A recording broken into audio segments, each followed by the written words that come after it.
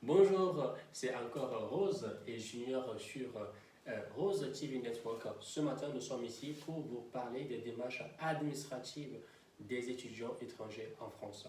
Sans plus tarder, je passe la main à Rose de nous présenter le plan.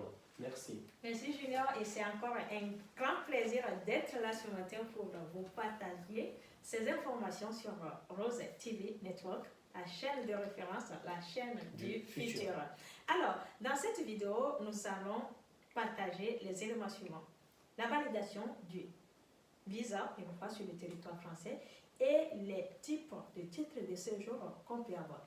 Dans un deuxième volet, nous parlerons de la sécurité sociale. Vous avez droit à une couverture sociale en cas de maladie. Et pour finir, nous parlerons d'un compte bancaire. Merci. Merci. Alors maintenant, nous parlons de la validation de votre visa et puis des catégories de titres de séjour qu'on peut avoir. Voyez-vous, une fois que vous arrivez sur le territoire français, personne n'est au courant que vous êtes là, que vous êtes inscrit dans une université française, que vous avez un domicile. Personne n'est au courant. Donc, pour ce faire, pour qu'on sache que vous êtes sur le territoire français, il faut prendre rendez-vous en ligne. Avant, c'était à la préfecture, mais depuis 2019, les choses ont changé. Tout se fait en ligne. Vous prenez rendez-vous, vous donnez vos justificatifs. Il faut un justificatif de domicile, une pièce d'identité et puis un certificat de scolarité. Vous donnez tout ça et il faut aussi payer un timbre de 60 € pour qu'on valide votre visa. Une fois que c'est fait, on vous envoie un mail pour vous dire que voilà, vous avez une autorisation voilà, à rester sur le territoire français pendant une durée d'1 an voilà, pour votre première année. Une fois que vous avez validé votre première année, il vous faut renouveler votre titre de séjour. À moins que vous voulez partir. ouais, peut-être voilà, il y en a aussi, ils viennent en première année, ils disent que non, c'est trop dur. C'est pas ce que j'imaginais. Donc voilà, je si vous préfère voulez continuer la course, mais donc du coup vous demandez un renouvellement pour continuer vos études.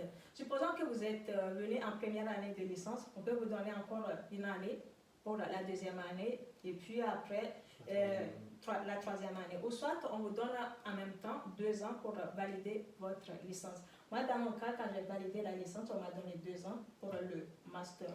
Oui, après ça dépend des préfectures. Des fois on peut vous dire oui, vous allez valider, une fois que vous avez validé la licence, Oui. on vous donne automatiquement 2 ans. Souvent pour les masters. Mais en année de licence, c'est une année. Mais après ça dépend des préfectures aussi, ça dépend aussi de vos ressources parce qu'il faut aussi baser. En fait, l'administration aussi regarde à peu près les ressources, mais même si. Justement, c'est pour cela que je vais parler. Même si c'est 615 € pour tout le monde, voilà. après ça dépend des préfectures. Ouais, d'où les types de titres de séjour. Voilà, donc on parle de la base, un titre de séjour d'une durée d'1 an. Oui. Voilà. Et puis voilà, on peut avoir aussi des titres de séjour pluriannuels entre 2 ans, 2, 3 ou 4 ans. Voilà. Et ce qui est vraiment exigé lors du renouvellement, ce sont vos ressources. Il faut vraiment avoir de l'argent sur le compte avant de demander un renouvellement. Et le minimum qui est exigé, c'est 615 €. Voilà un peu ce que nous pouvons dire sur la validation de votre visa et puis les titres de séjour. Je ne sais pas si tu as quelque chose à ajouter. Non, ça va, vous avez résumé, vous avez tout dit. Donc du coup, premièrement, une fois que vous êtes arrivé, faites valider votre visa dans les 3 mois. Puis après, vous demandez à avoir un visa, un titre de séjour pour une année. Et donc après, une fois que vous avez fait votre première année, vous demandez un renouvellement. Donc du coup, le renouvellement sera accordé soit par rapport à vos ressources, ou soit par rapport à vos années d'études. Donc du coup, si vous restez une année ou 2 ans, on vous accordera les 2 ans. Mais souvent, c'est souvent dans les années de master qu'on accorde facilement les 2 ans. En année de licence, c'est souvent une année. Il faut savoir aussi que ça dépend des préfectures. Donc à vous de voir. Et pour la préfecture, cherchez toujours la préfecture à l'endroit où vous domiciliez. C'est très important. Oui. Voilà. Soit on a une préfecture, on peut avoir une sous-préfecture. Par exemple, moi, je suis rattachée à la sous-préfecture de Saint-Germain. Merci à toi, Rose, pour la présentation. Maintenant, nous allons parler de l'assurance maladie.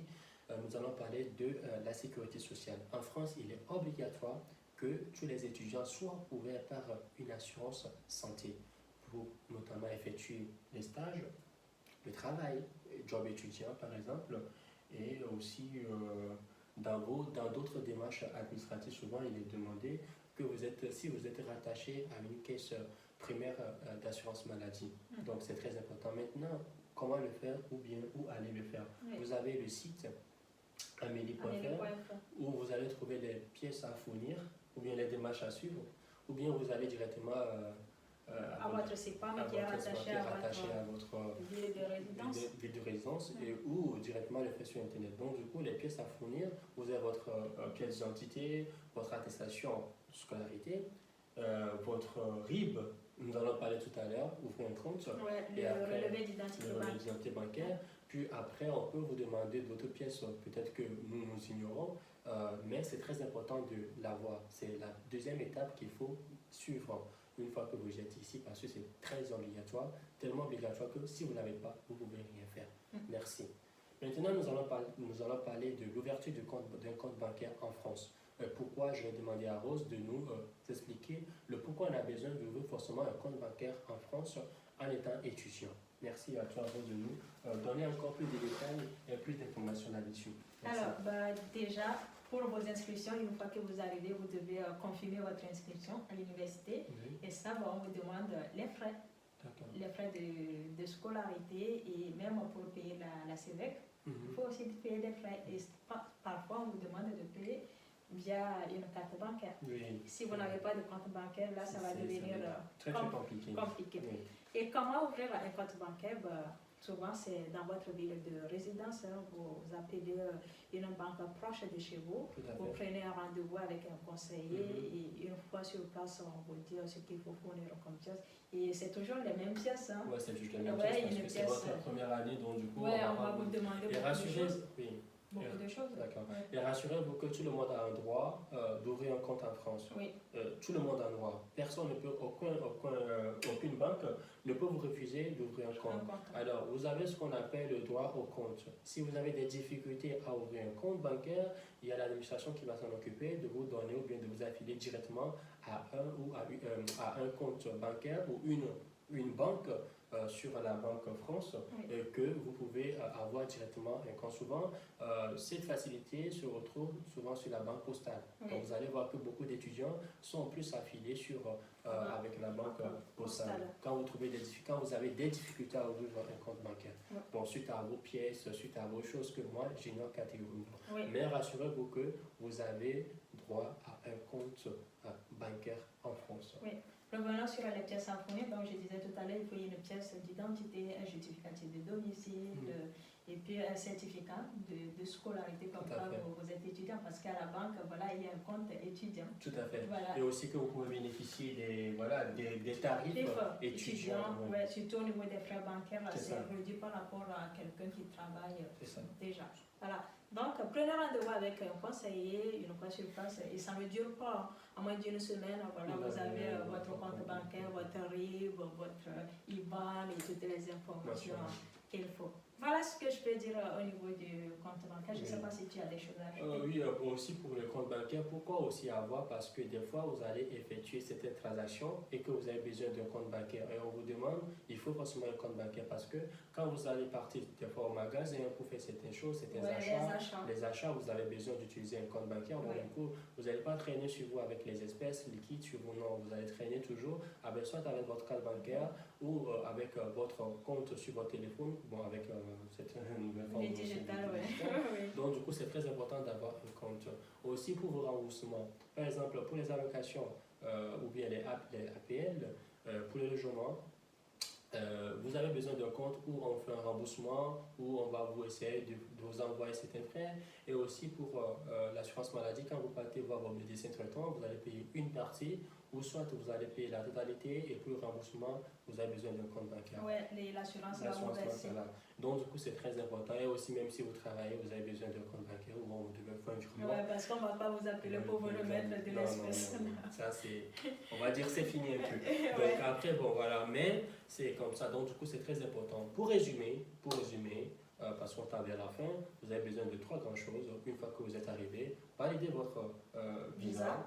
Après, vous demandez votre titre de séjour. Une fois, vous allez faire votre carte vitale ou bien assurance maladie. Il faut que vous affiliez à une assurance maladie. à une caisse santé, Oui, à une caisse primaire une caisse primaire voilà, d'assurance maladie, puis après, ouverture de compte. Ouais. Et puis, vous êtes là. Ouais, vous êtes bien intégré. Vous êtes bien intégré, vous voilà. avez fait la plupart des choses qu'il faut faire. C'est ça. Et donc, du coup, ça, c'est l'intégration. Son séjour. Son séjour. Ouais. Et puis, voilà, vous n'aurez plus de soucis. Mais rassurez-vous aussi que des fois, il faut éviter d'ouvrir d'un seul coup, de refaire certaines démarches que vous avez déjà fait. Parce que si vous refaites les démarches, c'est-à-dire que vous relancez encore à nouveau et que ça dure, ça prend du temps. Ouais, je pense que même sur les démarches à faire en ligne, là, une fois que vous refaites, on vous envoie directement un message qu'il y a déjà une demande en cours. Donc c'est bloqué, quoi. Donc c'est bloqué. Donc faites attention. C'est pas qu'on ne vous répond pas que vous allez relancer, sinon... Il faut juste munir de la patience. C'est ça. Ouais. Bon, merci beaucoup. Ouais, merci à toi. Quelque chose non, à dire. je pense que c'est tout. Hein. Si vous avez d'autres questions, n'hésitez pas à les mettre dans les commentaires. Ou si vous voulez nous joindre, vous savez que nous sommes partout sur les réseaux, sur Facebook, Instagram, TikTok. Rejoignez-nous, posez-nous les questions et nous allons prendre le temps de vous répondre. Merci d'avoir regardé la vidéo. N'hésitez pas surtout aussi de vous abonner à la chaîne si vous êtes nouveau ou nouvelle sur la chaîne.